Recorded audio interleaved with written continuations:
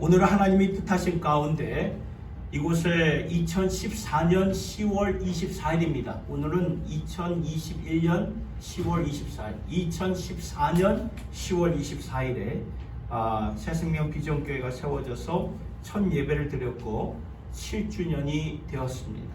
그동안 우리를 당신의 몸된 교회로 인도하셔서 복된 성도가 되게 하신 주님께 감사와 영광을 올려드립니다. 여러분, 교회는 이 땅에서 하나님 나라를 이루고 성도들이 축복된 신앙생활을 하도록 하나님께서 세우신 가장 아름다운 공동체예요. 그래서 교회가 없었다면 우리가 구원받고 이만큼 성숙한 성도들이 되기란 참 어려웠을 것이라 생각이 됩니다. 교회가 세워지는 것은 하나님의 건물이 아니죠. 하나님의 백성들이 세워진다는 것인데, 지난 7년 동안 주님의 교회가 처음보다 더 든든하게 세워졌다는 것은 우리 한 사람 한 심령이 믿음의 반석에 세워졌다는 것을 기억하시기 바랍니다. 바울은 데살로니가 교회에 편지를 썼을 때에 그 데살로니가 성도들의 모습을 끊임없이 기억한다. 데살로니가전서 1장 3절을 통해서 말씀을 하고 있죠.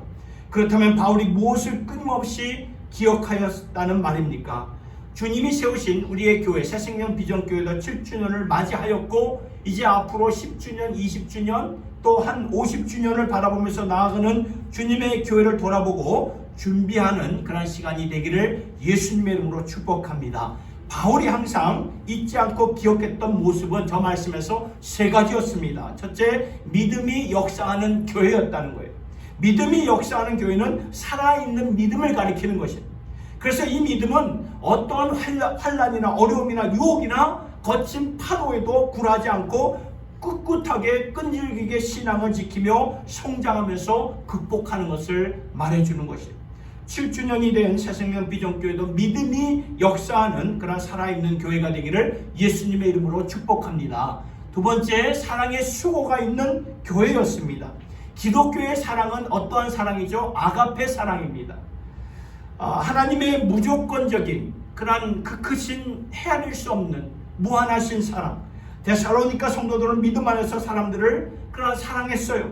사랑에는 언제나 섬김과 수고와 희생이 따르게 마련인데 주님의 몸된 교회도 사랑의 수고가 넘쳐나는 교회가 되기를 축복합니다. 세 번째, 소망의 인내를 가진 교회를 바울은 늘 기억했던 거죠.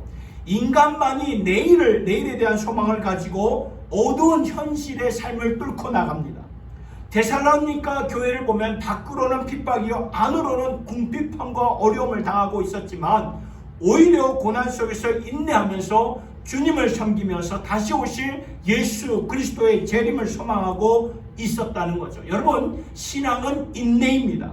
인내를 가져야만 신앙의 열매를 맺고 끝까지 내 신앙을 지킬 수가 있는 것이지요. 새생명 비전교회가 설립 7주년을 맞이하여서 우리 모두 이 데살로니가 교회처럼 믿음이 역사하는 교회, 사랑의 수고가 있는 교회, 소망의 인내를 가지는 교회가 되기를 예수님의 이름으로 축복하고 축원합니다. 하나님의 말씀, 오늘 본문의 말씀으로 돌아와서 하나님의 능력에 대해서 말씀을 전하도록 하겠습니다. 여러분, 능력의 삶, 능력의 삶을 어떻게 생각하십니까? 모든 경쟁을 물리치고 성공하는 것이라고 생각할 수도 있고요. 또는 남들이 소유하지 못한 지혜와 통찰력을 가지고 세상을 감화시키고 감동시키는 것을 능력이다 라고 생각할 수도 있고요. 또 영적으로 본다면 나의 연약함과 무능함을 이겨내고 악한 마귀를 물리치는 것을 능력이라고 생각할 수가 있죠. 그런데 오늘 본문을 보니까 하나님의 능력에 대해서 자세하게 설명을 해주시고 있는데 그 능력의 삶이 우리가 보통 생각하는 삶과는 다른 면에서 설명을 해주시고 있다는 거예요. 그래서 우리는 성경적으로 능력의 삶이 무엇인가를 깨닫고 그 삶에 맞춰서 살아가야 된다는 것입니다. 본문은 골로새 교인들을 향한 바울의 기도가 계속되고 있는 내용이에요. 지난 주일 말씀 가운데 9절과 10절에서 교회의 기도문을 바울이 골로새 교회를 향한 기도문을 우리가 보았죠.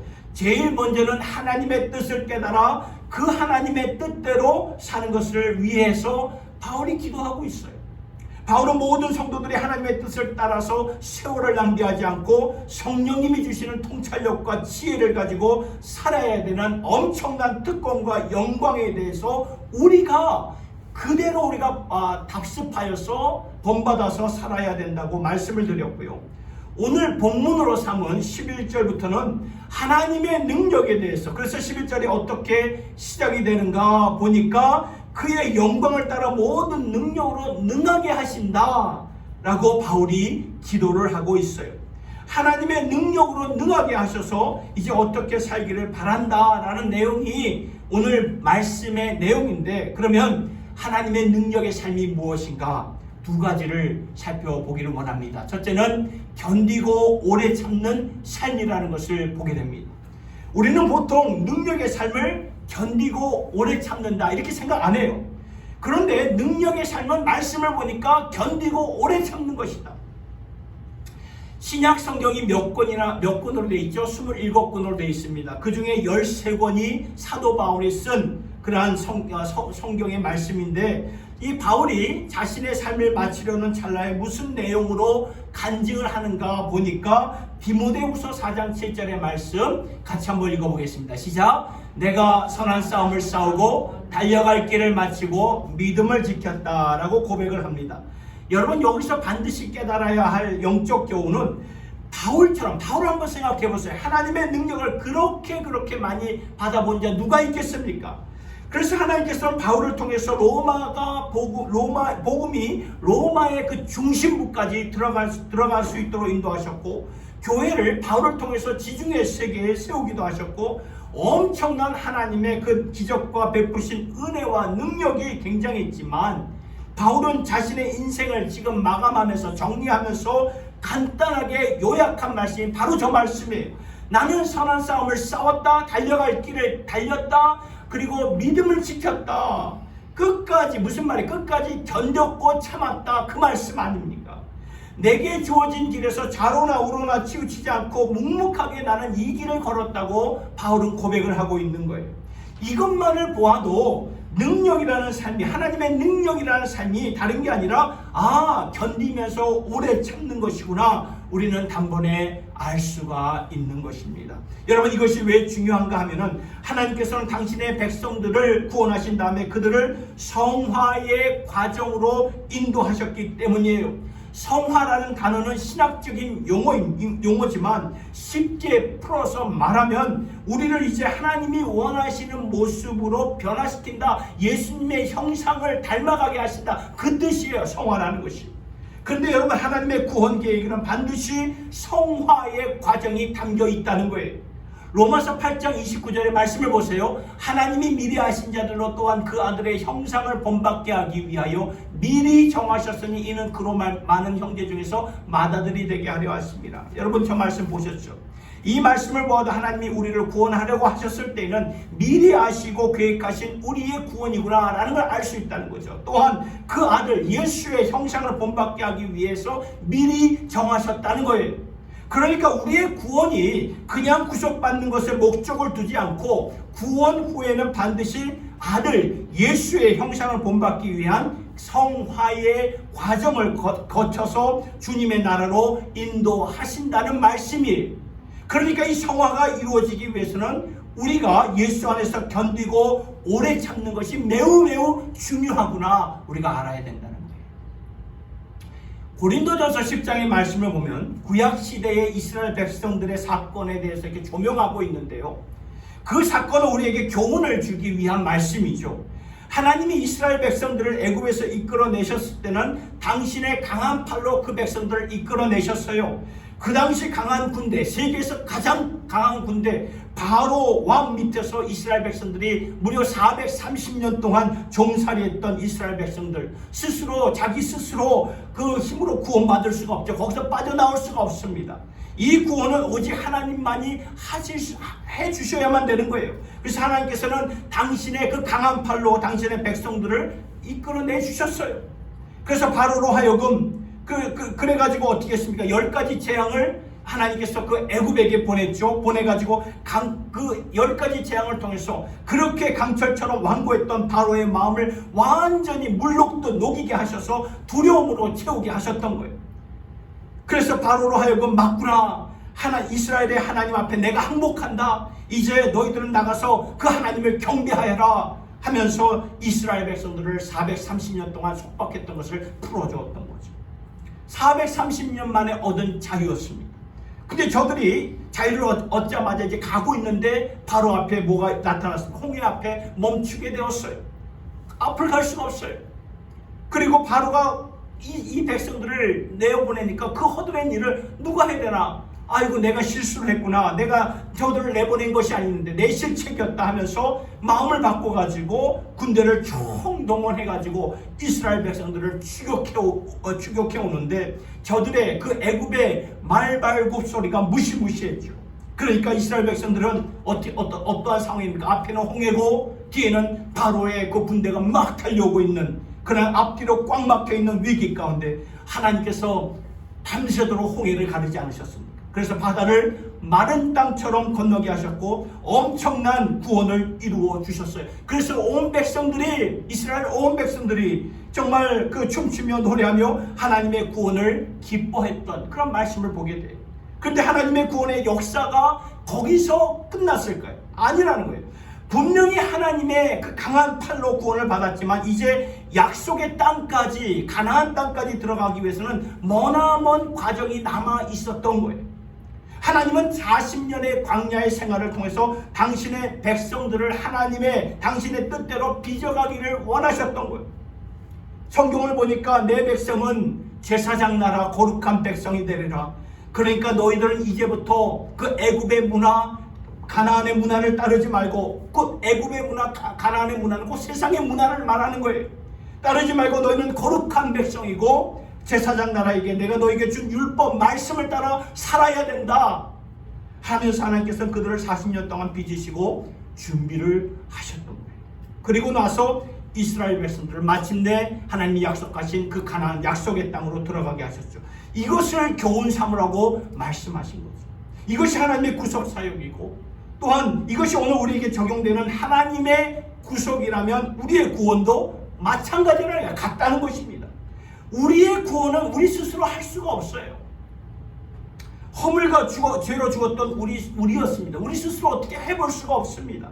세상의 종교나 철학은 어떻습니까? 나 스스로 살릴 수 있다고 말하지만 그것은 불가능한 거예요. 나 스스로 살릴 수가 없어요. 이 구원은 하나님이 주신 것인데 이 구원은 누구든지 예수를 믿음으로 믿기만 하면 구원을 받는 거예요. 받는 거예요. 예수를 나의 구세주로 믿고 영접하는 그 순간 하나님이 우리 죄를 단번에 씻어주시고 우리의 영혼을 구원해 주신다고요. 이 구원은 단번에 이루어지는 거예요. 단번에 이루어진 구원을 하나님께서는 어떻게 하십니까? 이제 긴 여정인 성화의 과정을 통해서 연결시킨다는 거예요. 그렇기 때문에 성화의 과정에서 내가 견디고 오래 참는 것, 지금 우리가 사는 이 자체가 성화의 과정이에요. 견디고 오래 참는 것이 중요하다는 거예요. 여러분, 내 모습이 그리스도의 형상, 예수의 형상으로 바뀌어지는 것이 금방 이루어집니까? 그냥 하루아침에 뚝딱 이루어집니까? 일평생 갖고 있던 나의 죄성이 금방 바뀌어집니까? 여러분 다 경험해 보아서 알잖아요. 저도 그렇고. 아니에요. 금방 벗겨질 수 있고 변화될 수 있습니까? 아니라는 거죠. 이것은 엄청난 과정과 그런 삶의 아픔을 통해서 이루어져 간다는 거예요. 마치 애벌레가 이제 나비로 변하는 과정처럼 말입니다. 만일 우리가 그 애벌레가 쉽게 나오도록 그거 가위를 가지고 이렇게 자른다면, 잘라보세요. 애벌레가 나비가 될 수 있을까요? 아니라는 거야, 아니에요.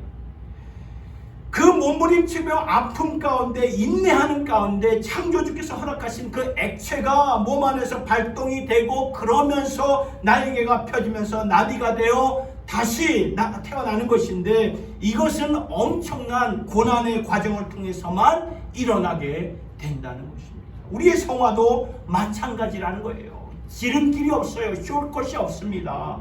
하나님이 보실 때 애굽에서 가나안 땅까지 보면은 열심히만 정말 걸으면은 일주일 만에, 애굽에서 가나안까지는 일주일 만에 갈 수 있는 거리예요. 그러나 하나님은 그들을 쉽게, 이 백성들을 쉽게 거기로 인도하지 않았어요. 돌리고 뺑뺑뺑뺑 돌리셔서 그들을 40년 동안, 무려 40년 동안 빚으시고 훈련, 무장시켰던 거예요. 변화를 이루시기 위한 거예요. 변화를 이루시기 위한, 성화의 과정을 이루시기 위한 거예요. 우리의 인생도 마찬가지라는 거죠. 성화의 모습 하루아침에 일어나지 않아요. 1년 안에 일어나지 않습니다. 일평생 우리가 주님 앞에 서는 그날까지 일평생 걸리는. 그래서 일평생 동안 하나님께서 그렇게 인도하시는 과정을 내가 이해하고 그 안에서 인내할 수 있어야 된다는 것입니다. 중요한 것은 이러한 모든 과정 가운데 하나님이 함께, 우리와 함께 하신다. 우리를 사랑하신 하나님, 우리를 사랑하시되 당신의 독생자까지도 아끼지 않고 내어주신 분, 이러한 하나님이 우리를 사랑하시되 당신의 그 독생자까지 내어주신 하나님이시라면은 우리가 기쁨으로 견디며 오래 참을 수 있는 것이 아닙니까? 그래서 오늘 말씀을 보면 기쁨으로 견디며 오래 참는 것이다. 그것이 능력이다. 하나님의 능력이다 말씀하시는 거예요. 기쁨으로 하나님이 주관하시는 과정이기 때문에 내 삶에 고난이 임할 수 있죠. 왜 없겠습니까? 고난이 주어지고 예수 믿어요. 믿지만 여전히 어려움 있고 예수를 믿다가 실망되는 일 왜 없겠습니까?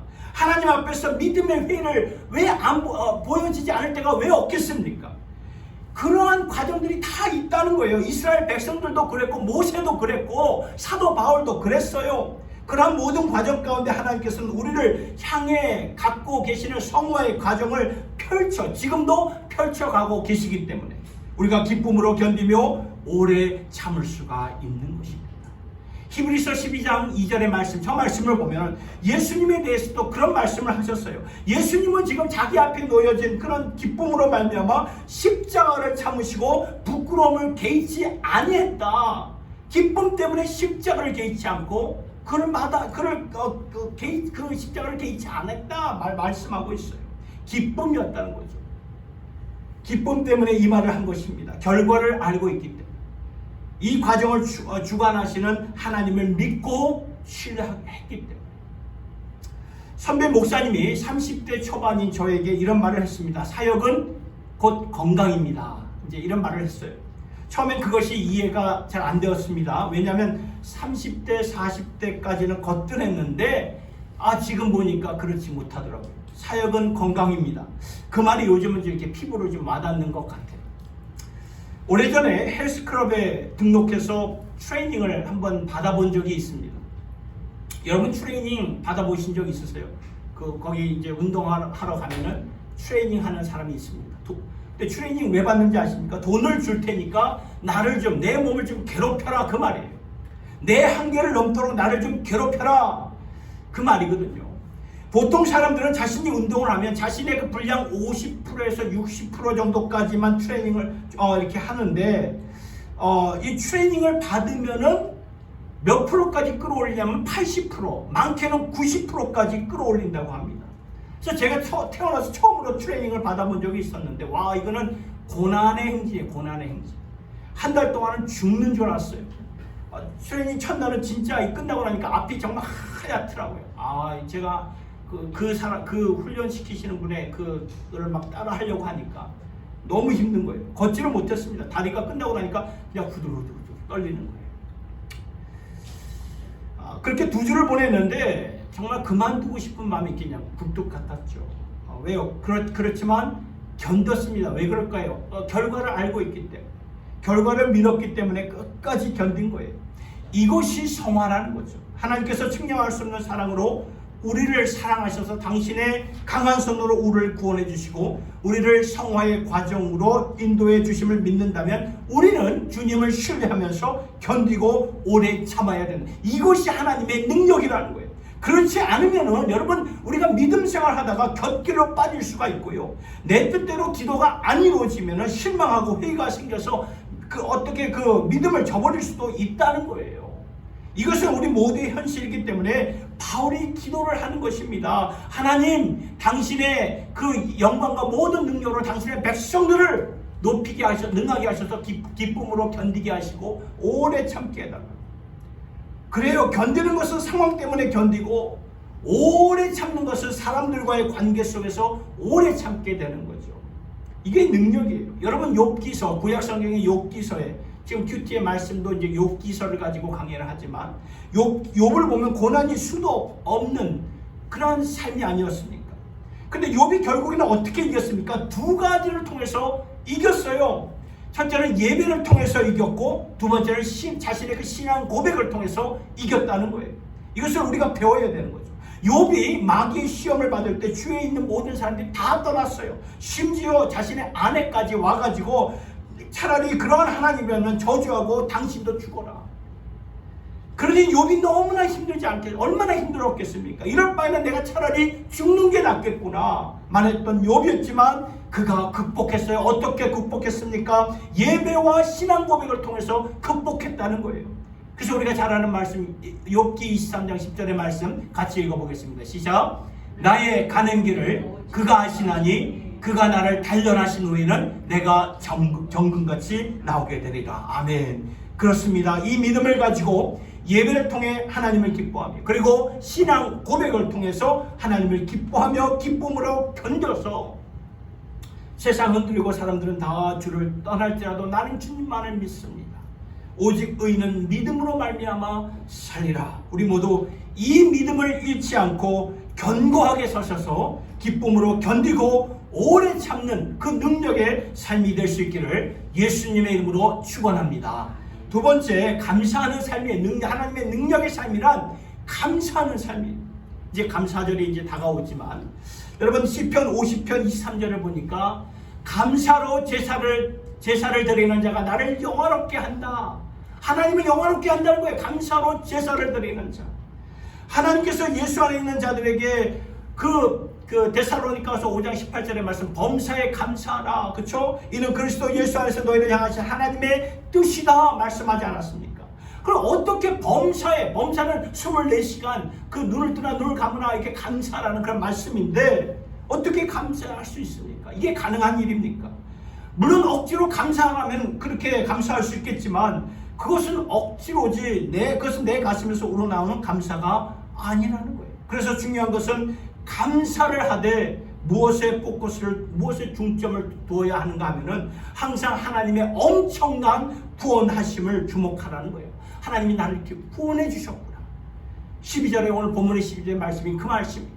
우리로 하여금 빛 가운데서 성도의 기업의 부분을 얻기에 합당하게 하신 아버지께 감사하게 하시기를 원하노라. 하나님께서 우리를 어떻게 하셨는가? 성도의 기업의 부분을 얻기에 합당하셨다. 이 말은 곧 역으로 반대로 생각하면 우리는 원래 합당하지 않았던 우리들 아닙니까? 합당하지 않는 우리를 합당하게 만들어 주셨다는 말이죠. 여러분, 우리의 구원이 그냥 하나님께서 죄 용서하신 것만으로 이루어진 것이 아니라 하나님께서는 합당하지 못한 우리를 당신의 나라에 당신의 기업을 얻을 수 있고 누릴 수 있도록 합당하게 만들어 주셨다는 거예요.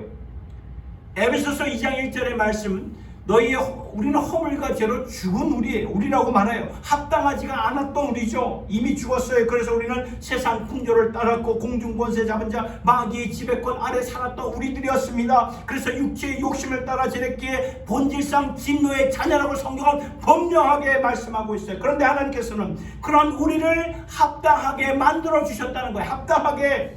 긍휼이 풍성하신 하나님이 당신의 그 크신 사랑으로 예수 안에서 우리의 허물을 씻어주시고 예수와 함께 일으켜주셔서 하늘에 앉혀주신 우리 하나님 아버지가 되신다는 거예요. 그래서 우리는 이런 거예요. 창조주 나의 하나님을 나의 기업으로 삼으셔야 되고 하나님을 내가 매 순간 누리셔야 되고 하나님을 나의 신랑으로 나의 목자로 나의 주님으로 삼고 주님을 나의 떡과 음료로 그쵸 피와 살을 나의 떡과 음료로 삼는 이것이 바로 성경의 가르침이라는 것입니다. 그러니까 범사에 저걸 생각할 때 우리가 범사에 감사할 수가 있는 거예요. 근데 그뿐만이 아니에요. 오늘 본문 13절의 말씀을 보니까 그가 우리를 흑암의 권세에서 건져내서 그의 사랑의 아들의 나라로 옮겨주셨다. 여러분, 우리를 구원하셨을 때 어떻게 하셨냐 하면은 이스라엘 백성들을 바로의 지배권에서 옮기셔서 당신의 그 통치권 나라로 안으로 옮겨주셨던 것처럼 우리를 흑암의 권세에서부터 옮겨주셔서 당신의 나라에 세워주셨어요. 자리를 옮겨주셨다는 거예요. 이게 왜 중요한 것입니까? 이제는 하나님 나라 권세 밑에 있기 때문에 하나님 나라의 권세는 누구의 권세입니까? 예수 그리스도의 권세입니다. 그 권세 밑에서 우리가 보호를 받고 살 수 있기 때문에 이것은 누구도 어느 누구도 앗아갈 수가 없는 거예요. 빼앗아갈 수가 없는 거예요. 그래서 로마서 8장 38절의 말씀을 보니까 내가 확신하노니 사망이나 생명이나 천사들이나 권세나 천재일이나 장래일이나 능력이나 높음이나 깊음이나 다른 아무런 피조물이라도 우리를 우리 주 그리스도 예수 안에 있는 하나님의 사랑에서 끊을 수 없느니라.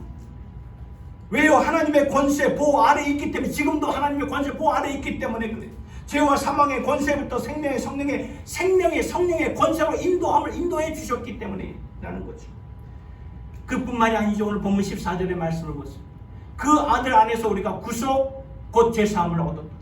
구속이란 말은 뭐예요? 돈을 지불하고 샀다는 그 말이에요. 구속, 돈을 지불하고 샀다는 거죠. 하나님께서 무엇을 지불하여서 우리를 당신의 것으로 사셨나요? 당신의 아들 예수의 피로 우리를 사셨다는 말이에요.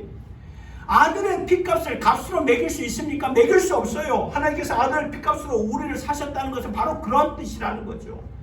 아들의 생명으로 우리를 사셨기 때문에 이제 하나님 안에 있는 우리들, 하나님께서 허락하신 구속을 누구도 부인할 수가 없는 거예요. 왜냐하면 우리를 구속해 주셨기 때문이라는 것입니다. 구속은 곧 죄사함을 얻게 해주셨다는 말입니다. 죄사함은 용서를 해주셨다는 것이고 씻어주셨다는 말이고 우리의 그 부끄러운 모습을 가려주셨다는 말이고 다시는 생각하지 않겠다는 그러한 말이라는 거죠.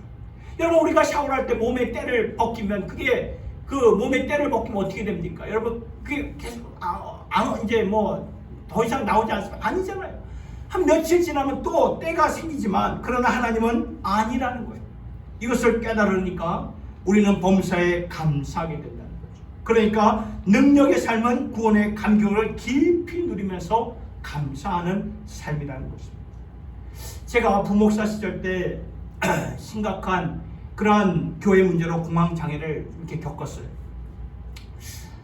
참 심장이 터질 것만 같았습니다. 그런데 저의 그 담당 의사는 가보면 아무런 이상이 없다고 말을 해요. 근데 교회만 가면은 굉장히 억압되고 누르는 느낌이에요. 그래서 밤에 두려움과 아픔과 그 심장이 막 뛰어가지고 잘 수가 없는 거예요. 이런 삶이 계속 되는데 너무나 힘들더라고요.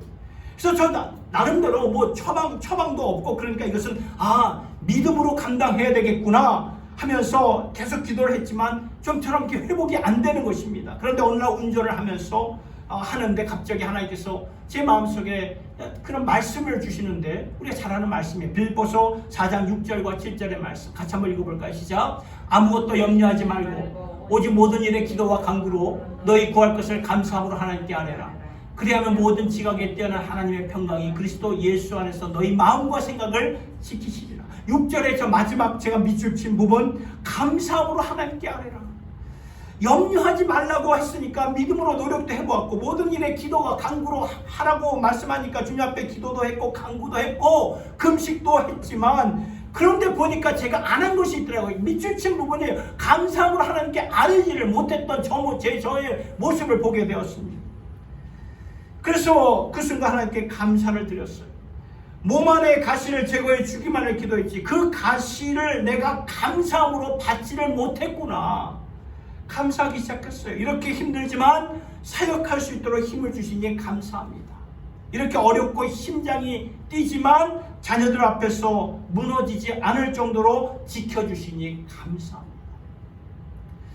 여러분들도 많은 때 그렇지 않습니까? 우리가 절실할 때는 기도하다가도 하나님께서 자연스럽게 그 기도에 응답을 해주시면 우리가 그냥 잊고 지나갈 때가 있지 않았습니까? 저도 그랬어요. 그런데 어느 정도 시간이 지났는데 나 괜찮네. 내 마음속에 평강이 있네.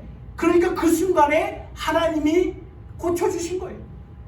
저는 모르고 지났지만 감사함이 하나님의 능력이구나. 감사로 하나님 앞에 나갈 때 하나님이 영광을 받으시고 그 영광 가운데 당신의 능력을 베풀어 주시는구나. 그것을 깨닫게 되었어요. 그러니까 감사가 열쇠예요. 감사가 키라는 거죠. 그래서 오늘 말씀은 감사하라. 감사. 모든 상황과 환경 가운데 우리가 감사할 수 있으면 하나님의 놀라운 그 구원을 알았기 때문이고 우리를 합당하게 해주셨고 당신의 나라로 옮겨주셨고 구속해 주심을 알았기 때문에 우리가 항상 감사할 수 있는 것이고 그 감사가 우리의 삶을 지배한다. 그렇죠? 그것이야말로 세상에 우리가 살아가면서 어떤 아픔과 절망과 질병일지라도 감당할 수 있는 하나님의 능력이 되는 줄로 믿으시기를 바랍니다. 사랑하는 성도 여러분, 하나님의 능력은 당신의 선하신 계획을 믿기 때문에 모든 성화의 과정 가운데 내가 기쁨으로 견디고 오래 참는 것이고 하나님의 능력은 당신의 놀라운 구속을 잊지 않으면서 하나님께 감사하며 살아가는 것입니다. 이러한 능력의 열매가 여러분의 생각과 마음을 채워주시고 여러분의 삶 가운데 나타날 수 있기를 우리 주 예수님의 이름으로 축원합니다. 기도하겠습니다. 하나님 아버지, 우리가 살다 보면은 이 성화의 과정이 너무나 힘들 때가 있습니다.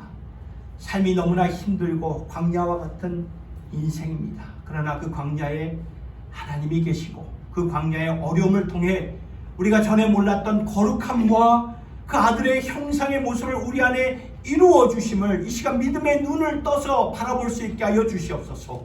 우리는 나의 하나님을 예배하며 주님을 기뻐하면서 견디면서 오래 참는 저희들 되게 하여 주셔서 늘 구원으로 허락하신 그 성화의 과정을 기억하여 좌로나 우로나 치우치지 않고 믿음을 지키며 구원의 감격 가운데 살아가게 하여 주시옵소서. 그리고 감사는 하나님의 능력이라고 말씀하셨사오니 감사하는 삶 가운데 인내하는 삶으로 세상을 이기고 세상의 모든 유혹을 이기고 세상의 어떤 어려움까지도 이길 수 있는 저희들 모두가 되게 하여 주시옵소서. 예수님의 이름으로 기도드리옵나이다. 아멘.